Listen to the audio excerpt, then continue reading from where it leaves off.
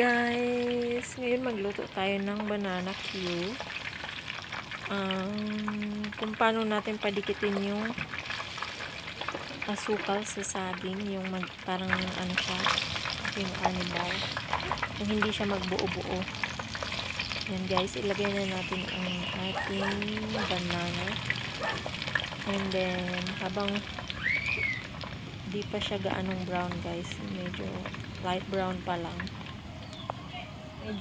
Medyo light brown pa lang guys, pwede na natin siya lagyan ng asukal. Yan brown sugar, yung dark brown ang ilalagay natin. Ayan, tapos pag ikaw na bahala kung gaano kadami yung lagay mo, kung gusto mo yung medyo hindi gaano matamis or sobrang tamis. Pagkalagay mo ng sugar, halo-haluin mo lang siya nang haluin hanggang sa matunaw yung asukal niya.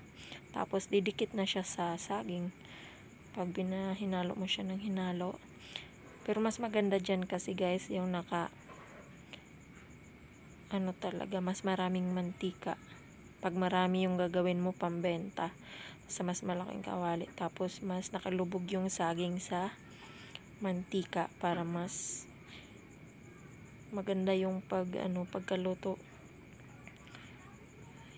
Pantay-pantay talaga siya guys. So ito na guys, medyo brownish na yung ating saging at natatakam na akong kainin. Ang sarap guys. Sa probinsya guys, ito yung pinaka-paborito kong merienda. Laging pasalubong ng mama ko. Gusto ko banana Q. At sobrang sarap nito guys pag mainit-init pa siya. Ayan.